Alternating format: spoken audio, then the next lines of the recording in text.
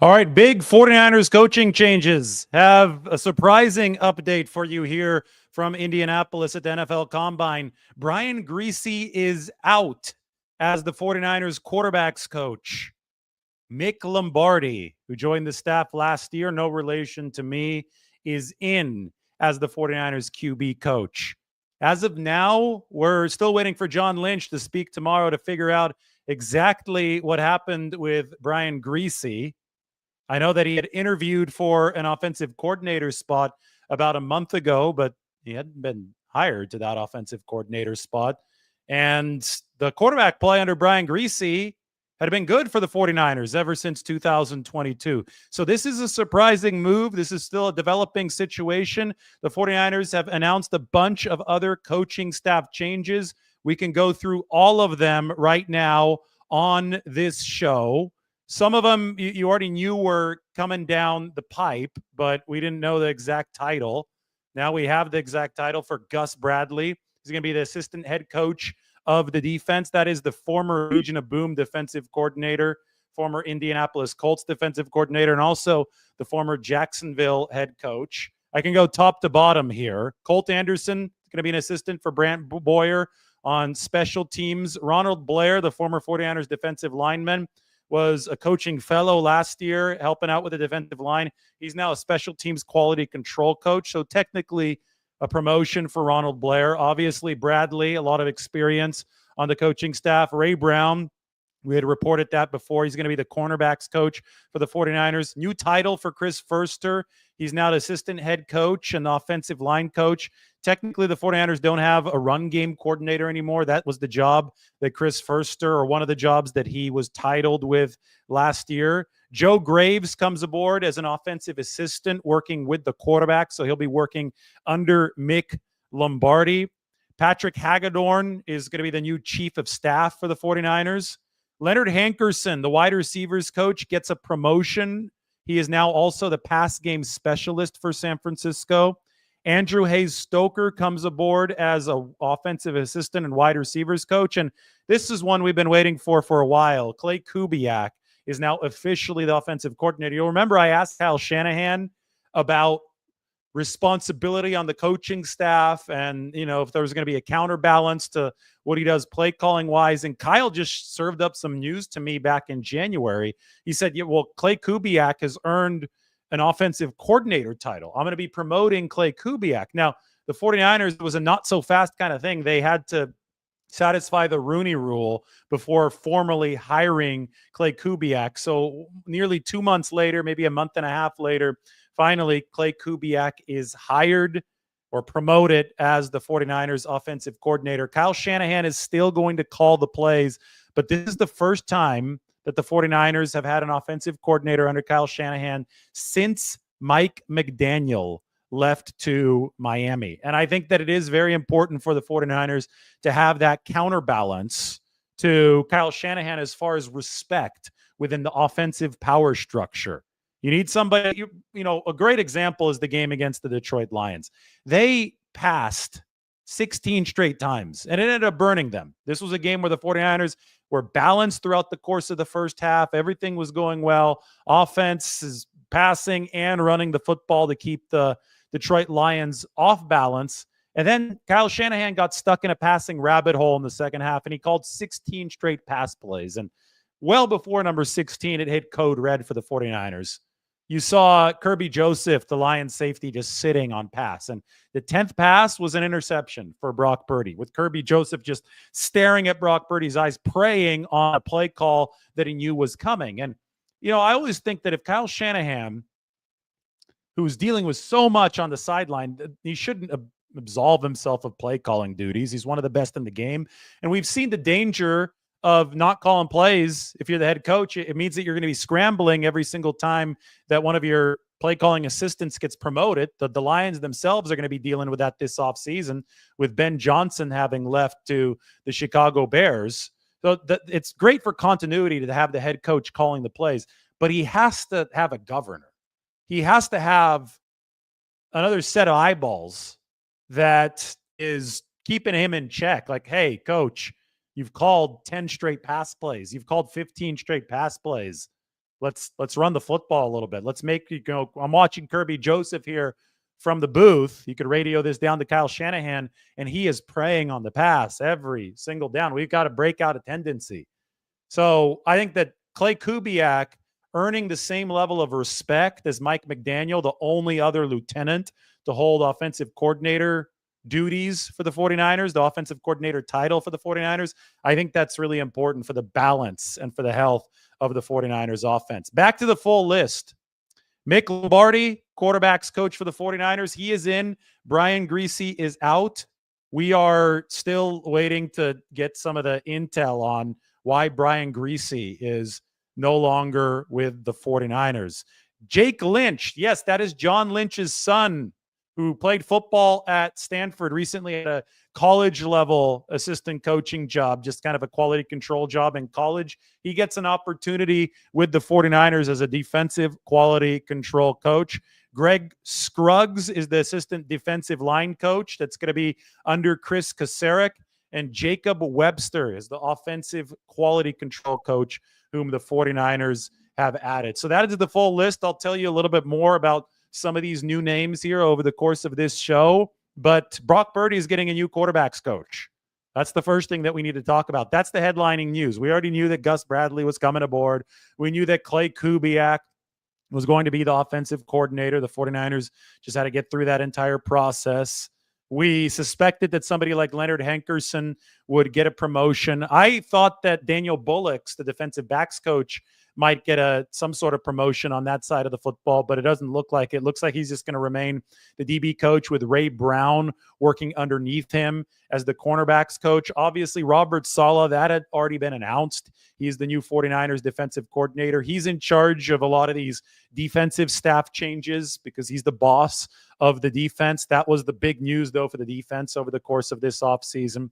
It is the QB coach that comes as a surprise right now for the 49ers. And Mick Lombardi, first we can go through his background. He was a senior offensive assistant for the 49ers this past season. Prior to that, for 2 years, Mick Lombardi was the Raiders offensive coordinator. Before that, he was with the New England Patriots, where for one season in 2019, he overlapped with Tom Brady. He was Tom Brady's assistant quarterbacks coach in 2019. I don't think that's totally insignificant. Just being around Tom Brady, obviously, I'll say one of the greatest to ever do it, so I don't upset the 49ers fans who like Joe Montana. But seeing how Tom Brady operates, especially at that point in his career, it was Brady's last season with the Patriots. Seeing how he operated in that QB room, getting to work with him on the film study, on some of the technique, on some of the mechanics, it had to have benefited Mick Lombardi in some kind of positive way.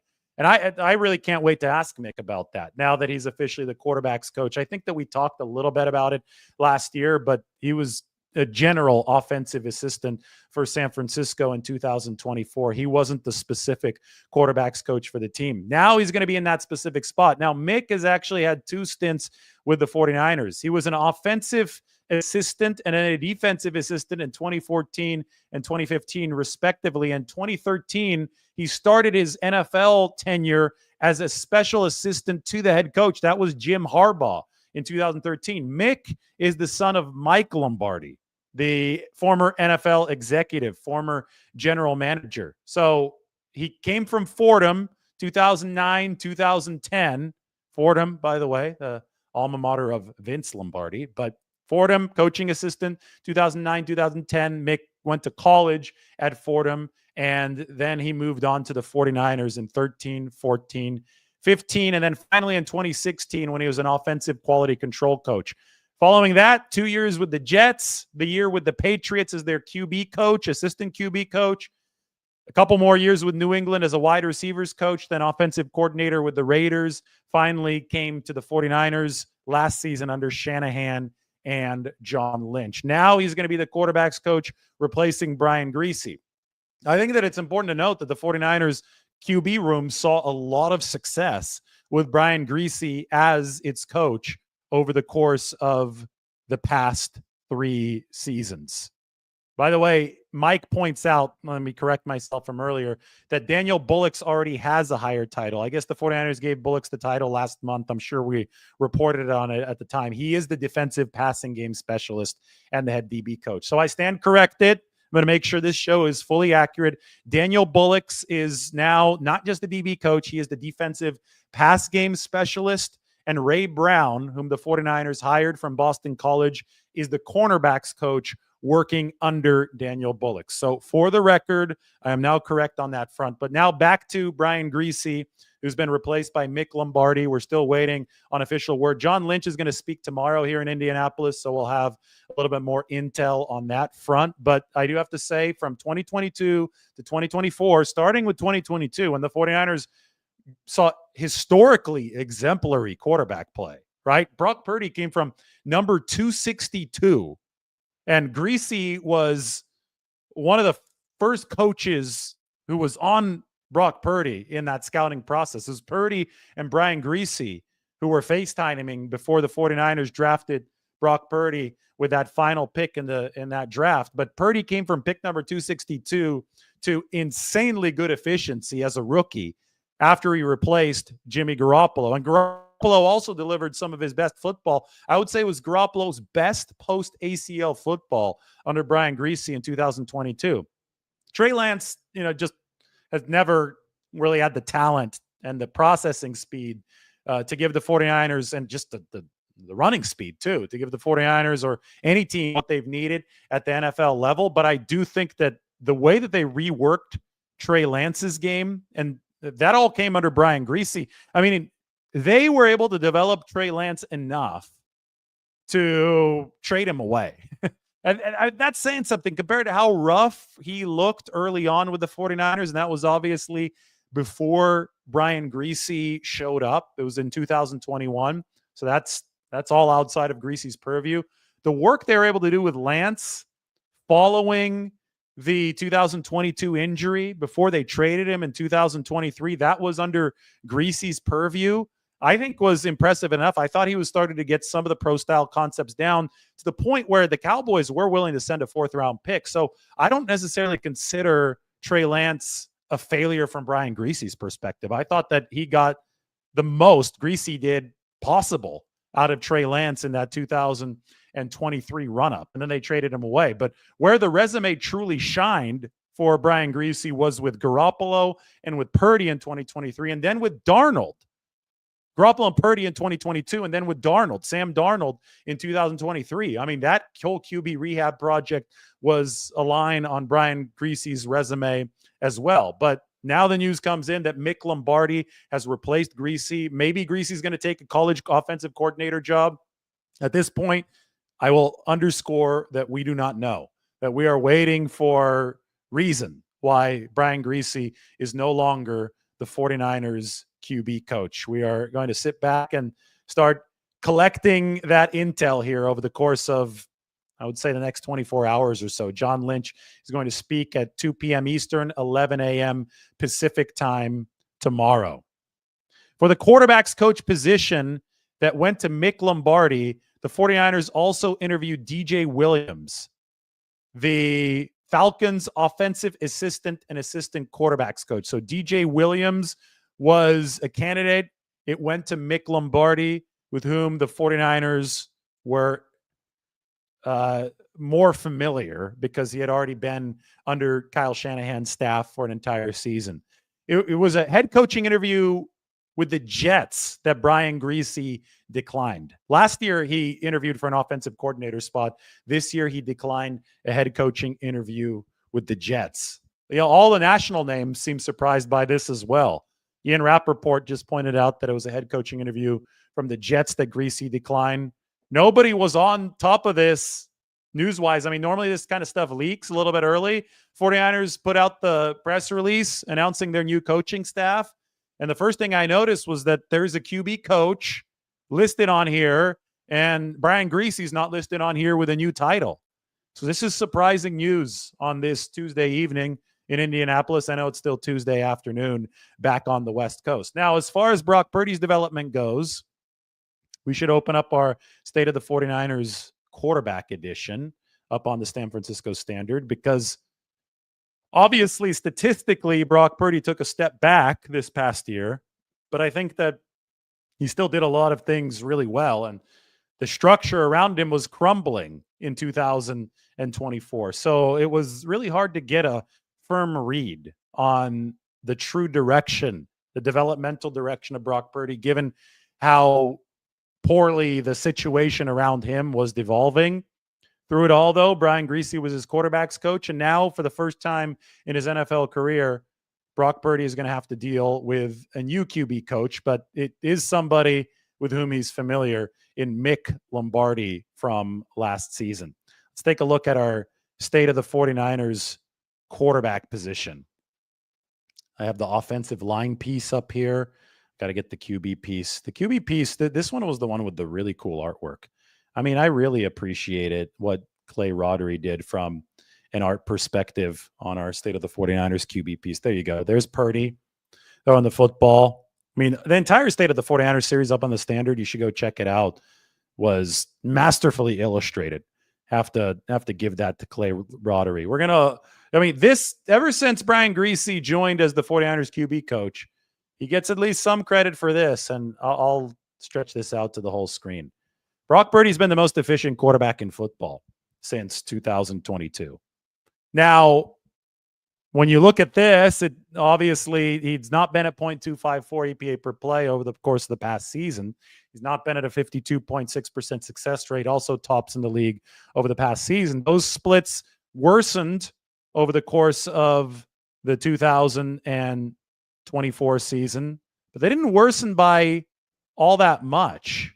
And we can put that up on the screen as well. This is something that I think is absolutely relevant. Blue is good, red is bad as far as comparison to other league quarterbacks.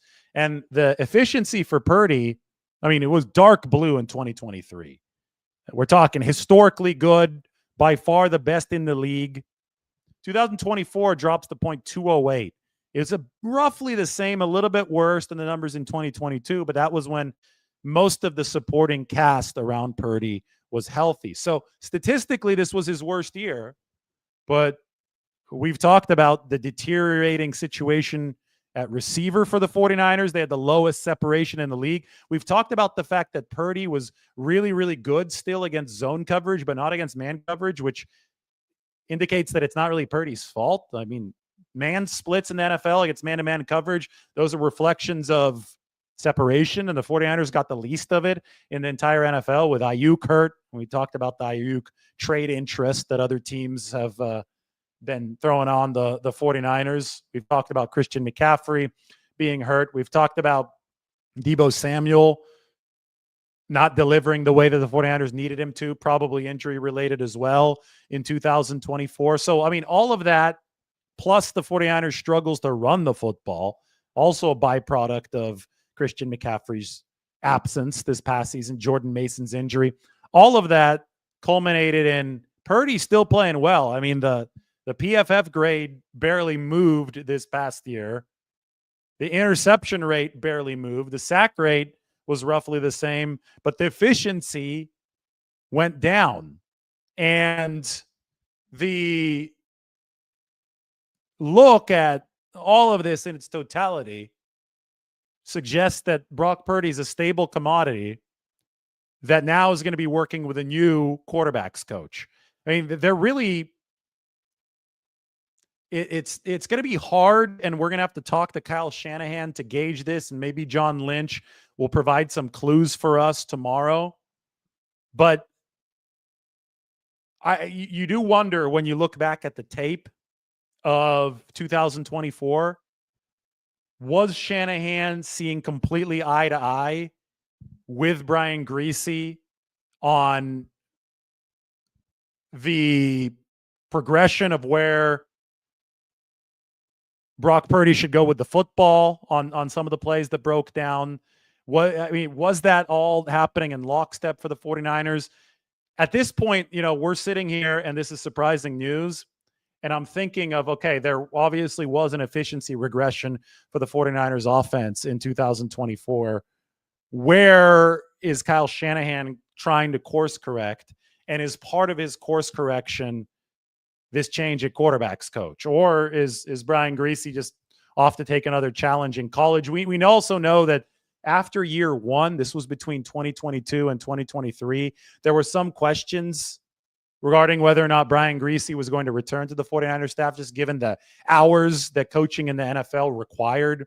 He obviously had to be away from his family much more often than in his broadcasting job. But then Griese decided to commit to coaching for 2023 and 2024. But you also can wonder if some of that came back up again heading into this 2025 season. So right now, it's a big shrug for me. Right now, like Mike texts me saying Purdy was holding on to the ball a little bit longer and running around a little bit more. Maybe Kyle Shanahan didn't like that. Yeah, and that's all possible. But I mean, there's a statistical reason for why Brock Purdy was holding on to the ball longer. Again, they ranked dead last in the entire NFL in average separation at the time of catch or incompletion last year. It was a massive drop-off for the 49ers receiving room as far as getting open. They were number 11 in that statistic. It's the trackers and the shoulder pads are the ones that measure it. They're number 11 in that statistic in 2023. They dropped to number 32. Again, dead last in the NFL. So, yeah, when you see that number, of course, Brock Purdy is going to be running around a little bit more. But that's why I talk about the tape. What did Kyle Shanahan see on tape? And is there something that Brian Griese saw on tape that didn't align with what Kyle Shanahan saw on tape? But right now, I'm just speculating. I'm not reporting this as the reason why Brian Griese is gone. I'm speculating as to what could have happened, and I'm always going to make it very clear when I am speculating. And we will find out, I think, a little bit more about this move moving forward. But I always like looking into the future. It's going to be Mick Lombardi, who has been in the same quarterbacks room as Tom Brady, who was the assistant head quarterbacks coach of the New England Patriots in 2019. And that's not the only move that the 49ers have made. Clay Kubiak, I think, is a big one as far as the trust that Kyle Shanahan has to have in somebody to move them to an offensive coordinator role. I can give you the full list of moves again up on the screen right here. This is what the 49ers just released the day before John Lynch speaks at the NFL Combine. His son, Jake, is now a defensive quality control assistant for the 49ers. We can take a look at some of these. I mean, the ones with asterisks near them are new titles on the 49ers staff. And I can give you, some of the information on the new names for the 49ers in case you're not familiar with them. So, for example, Colt Anderson, he's coming over from the Tennessee Titans. He was the special teams coordinator in Tennessee. They did not have a good special teams unit there. So it's essentially a demotion for Colt Anderson, but the 49ers feel, and Brant Boyer feels that he'd be a good assistant. So you have a guy who actually had a head special teams coordinator role. Now he's going to have an assistant special teams coordinator's role with the 49ers.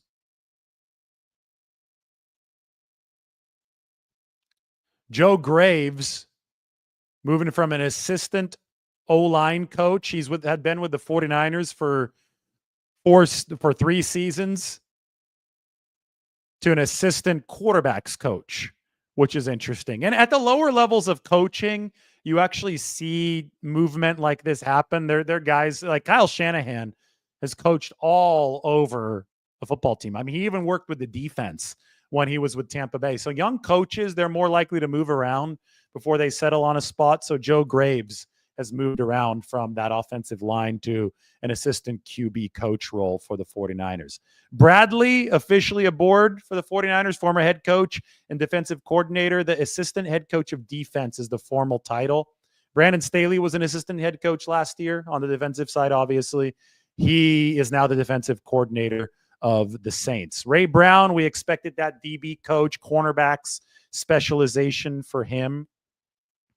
Patrick Hagedorn, he's in his 9th season with the 49ers, football chief of staff now. He spent the past 4 seasons as the assistant to Kyle Shanahan, the head coach. But now as chief of staff, he's going to be at the very top of that pecking order for the 49ers operations.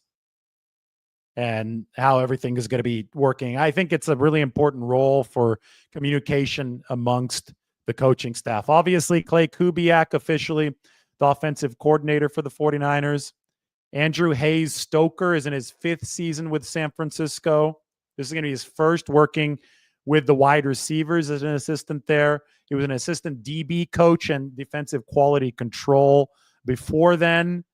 So that's another example of a coach moving around to the other side of the football. John Lynch, Jake Lynch, the son of John Lynch, he had been with the University of Washington as a defensive grad assistant following his graduation from Stanford. Played linebacker there. Now Jake Lynch is going to be on the 49ers staff. If you have any questions about some of these 49ers staff moves, please let me know. Those are the ones that have come through today.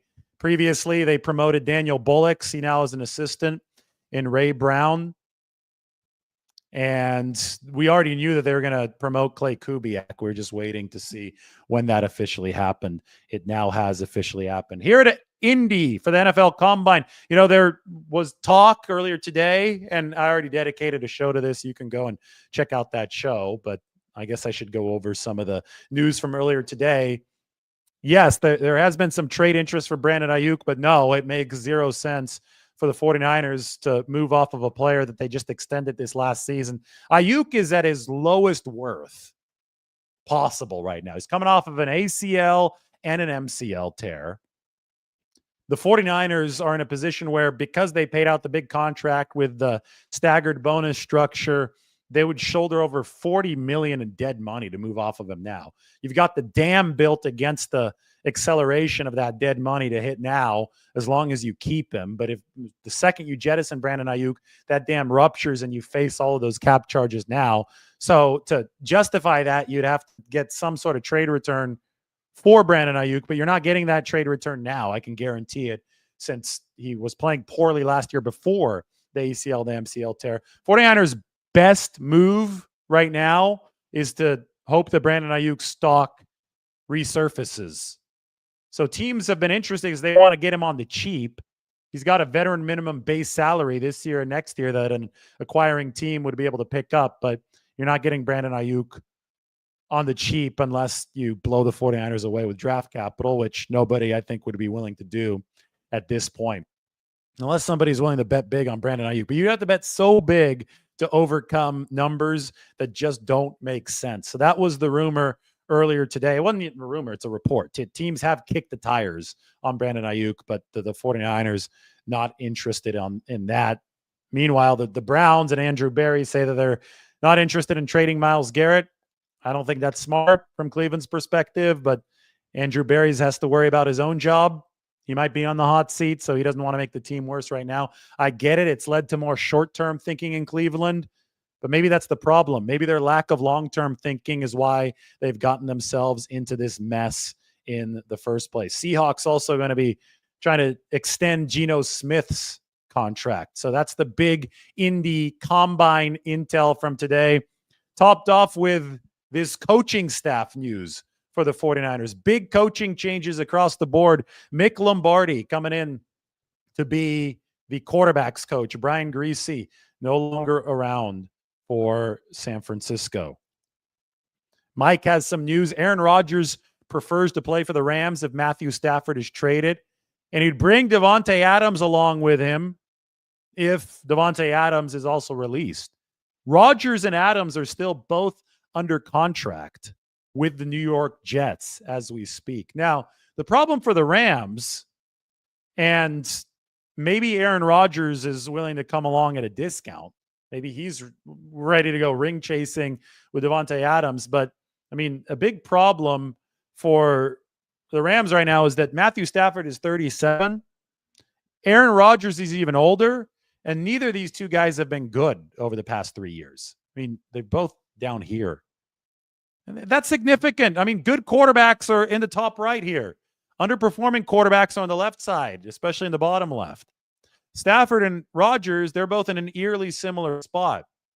So if you're just going to swap Stafford and Rodgers, Well, good luck if you're the Rams, but Rodgers has not been playing as MVP level Aaron Rodgers for a while now. Matthew Stafford has not been playing as Super Bowl level Matthew Stafford for a while now. So that's where the Rams are. I think that they would require a significant discount for both of these guys, Matthew Stafford and Aaron Rodgers. You can't be paying over $50 million a year to quarterbacks north of 37. In the case of Aaron Rodgers, north of 40. The reason that the Rams are playing hardball here is because they are a forward-thinking team. Earlier today, we heard that the Rams would be okay with Jimmy Garoppolo as their quarterback because he'd cost a lot less. If, Jimmy's not young either. What is he, 33? Jimmy's, except for that stint with the Raiders, that was ugly. But throughout his time as an NFL quarterback for the Pats and then for the 49ers, he's been an upper right efficiency guy. I think Sean McVay might think, hey, I might be able to get upper right efficiency from Jimmy Garoppolo at about a fifth of what Matthew Stafford is asking for, maybe a fifth of what Aaron Rodgers is asking for. And if you're going to be, retooling anyway as the Rams, getting ready to bring in your quarterback of the future over the course of the next couple of years, that sounds like a lot better proposition. That's why LA is thinking the way that they are. Now, I need to know why the 49ers are thinking the way that they are with the quarterback position. By the way, another update right here from Indianapolis. The Chiefs are getting Travis Kelce back for one more season. That's according to Ian Rappaport. So Kelce is not going to retire. But I'd rather talk about Brock Purdy and that 49ers quarterback's position before I have to get to dinner here in a few minutes. New QB coach for San Francisco is Mick Lombardi, former offensive coordinator. I could look in for a couple questions and then I've got to get going.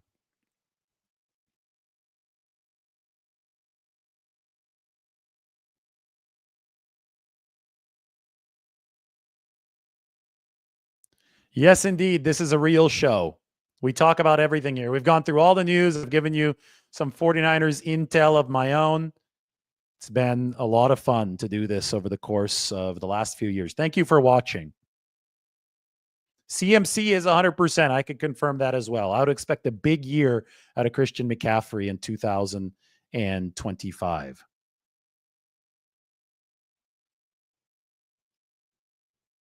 What does the quarterbacks coach do? Works on mechanics with the QB over the course of the year.